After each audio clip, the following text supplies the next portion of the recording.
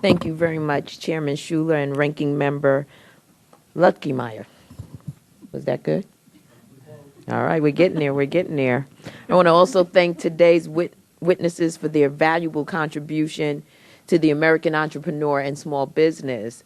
Today's hearing gives us an opportunity to enhance the SBA programs that are vital in helping small business during our economic downturn. One program that I'm a strong advocate for is the Women's Business Center. As you're aware, this program was designed to address problems that women face being competitive entrepreneurs through counseling, training, and mentoring. By increasing access to resources for these entrepreneurs, it also increases the viability of that business. This is especially true for women-owned business in socially, economically disadvantaged communities. And it should be a collective goal to find ways to strengthen the women business centers. One area of improvement is in the area of grant disbursements to women business centers. Women business centers experienced delays that were so extreme that they were forced to seek funding elsewhere while attempting to resolve matters with the SBA. Also, these same delays caused some women business centers to lay off staff, abandon vendors, and curtail operations to stay in business. I hope that we can modernize the women business centers, which are essential for our economic recovery. So I'd like to ask Dr. Rackley, as you stated in your written testimony, small business owners are beginning to feel the impact of the economic downturn, in particular, women-owned businesses. What is great about the women business centers are that they provide free training workshops to entrepreneurs who need it most. But I know that it can be costly for women business centers. Can you tell me if you are aware of any women business centers that experience problems receiving grant disbursements, which may be helpful in funding these great workshops?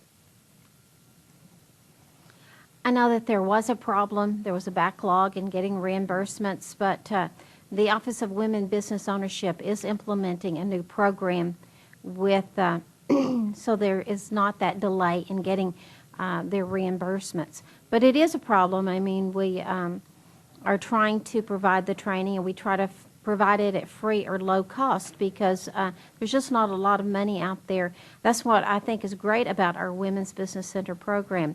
And I have to say that we at our Women's Business Center at REI, we partner with a lot of other organizations because we partner with the SBDCs, SCORE chapters where they're available. They're not always available in my rural area. Mm-hmm. And with the Native American community so that we can all use our resources. We have limited resources, but if we can pool our resources and work together, we can provide training. I want to just give an example of a training program we had last week with the Citizen Potawatomi Nation.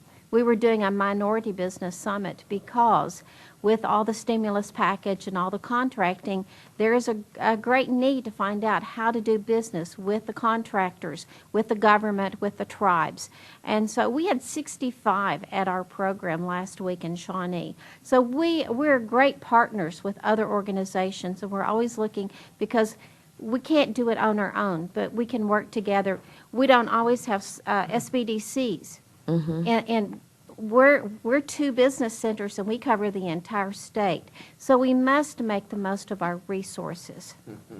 Very well. Let me ask you about the communication between the SBA offices and the women business centers and the processing of payment requests.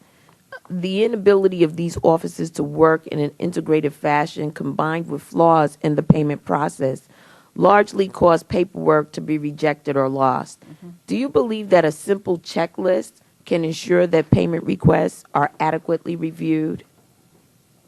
I think that would help. As I said, they are implementing new procedures that are speeding up the process and not causing that delay. But there's always other methods that could be tried, could be improved on. It is important. I know that there are some standalone women's business centers, when they didn't get the funding, mm-hmm. they were not able to operate. Like I said, we're fortunate to be in an organization that helps us, but not all women's business centers are in organizations, a strong organization like REI. And so they really did suffer from not being able to get their funding. And what would you say creates that level of strength within your organization versus the standalones? Is it the collaborative process? Is it the type of relationship or partnership that's established at the outset with the SBA? What would you say has been your pathway to creating, this this ability to get response? We have great leadership.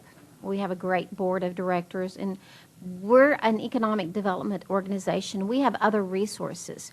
We have SBA loans. We have the microloans within our own organization. So we work with our finance division to help our clients know how to go about securing loans, get the information before they go to a bank. So we have those other resources. We have business incubators.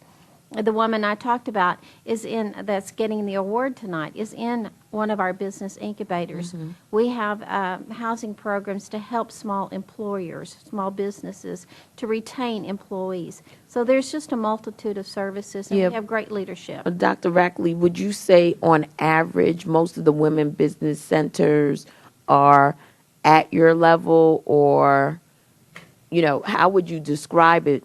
What I'm trying to get at is how we build capacity.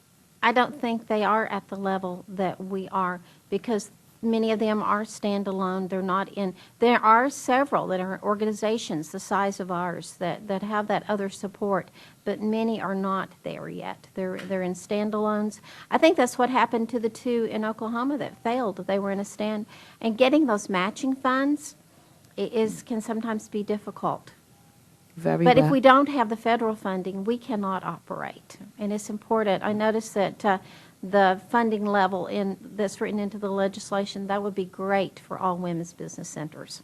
Wonderful. Well, thank you very much for your candid response, and again to each of the witnesses, thank you for the work that you do. It's so critical and vital to all of our communities, particularly those that are in the rural parts of our nation or that may be struggling economically in disadvantaged communities. Your work is really greatly appreciated by this committee and by the communities that we serve.